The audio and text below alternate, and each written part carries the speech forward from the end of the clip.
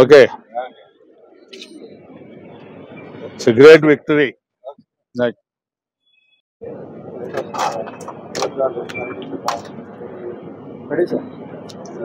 దాదాపు 6 నెలల నుంచి జరుగుతున్నటువంటి ఎన్నికల ప్రస్థానం ఈ రోజుతో ఒక గొప్ప విజయంతో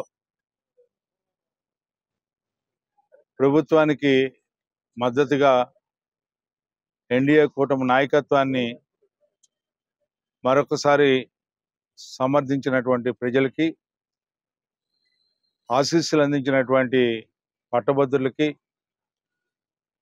సహకరించినటువంటి ప్రతి వర్గానికి కూడా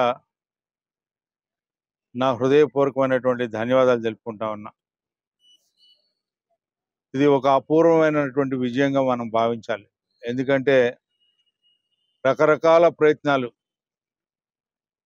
ముందు వైసీపీ అభ్యర్థి అన్నారు, ఆ తర్వాత వైసీపీ పార్టీ వారు ప్రభుత్వం మీద నమ్మకం లేదు, ప్రజాస్వామ్య విలువలు కాపాడలేరు అని చెప్పి ఉద్దేశంతో ఎన్నికల్ని బహిష్కరిస్తామని చెప్పినటువంటి ఈ పెద్దలు మరలా మనం ఎవరైతే తెలుగుదేశం పార్టీ కూటమికి ఎదురుగా పోటీ చేస్తున్నారో ఆ అభ్యర్థులకి మనం మద్దతు పలకాలని చెప్పినటువంటి మాటలు, అంటే ఎప్పటికప్పుడు మాటలు మార్చుకుంటూ ఈ సమాజానికి చేసిన అన్యాయం మర్చిపోయారు అనుకొని మరలా ఈ రోజున ముందుకు వచ్చినటువంటి వైసీపీ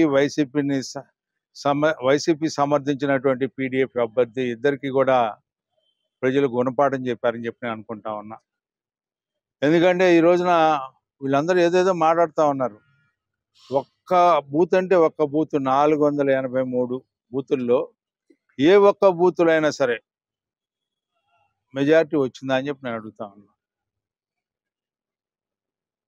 అసత్య ఆరోపణలు చేసుకుంటూ ఎదుటివాడి మీద బురద జల్లటమే ధ్యేయంగా పెట్టుకుంటూ ఆడలేక మధ్యలో ఓడు అన్నట్టుగా ఆ రకమైన విధానంతో ఈ రోజున మీరు రాజకీయాల్లో కొనసాగాలనుకుంటే ఇప్పటికే చరిత్ర చాలా చెప్తా ఉంది ఎందుకు దూరం అవుతున్నారో ప్రజలకని.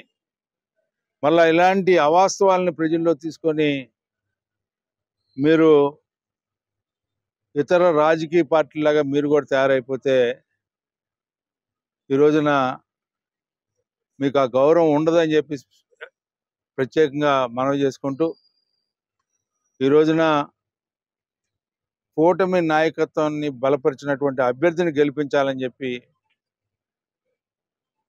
ప్రతి ఒక్కరు కూడా భావించబట్టే ఈ రోజున 2,41,000 పట్టభద్రులు ఓటర్లుగా నమోదైతే వారు ఓటు వేస్తే దాదాపు 3,46,000 ఓటర్లుగా నమోదైతే 2,41,000 మంది ఓటరు హక్కు వినియోగించుకున్నారు.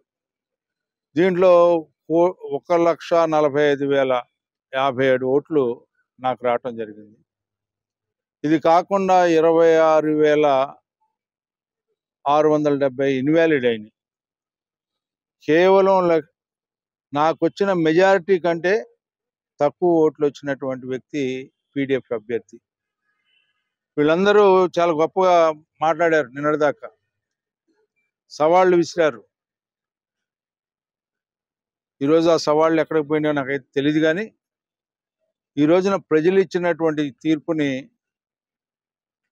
ఇది గొప్ప తీర్పుగా నేను భావిస్తూ ఈ తీర్పుని రావటానికి కృషి చేసినటువంటి కార్యకర్తలకి, అదేవిధంగా శాసనసభ్యులకి, శాసన మండలి సభ్యులకి, మంత్రులకి, ఇన్ఛార్జి మంత్రులకి, పార్లమెంటు అధ్యక్షులకి, పార్లమెంటు సభ్యులకి, అదేవిధంగా కూటమి నాయకత్వానికి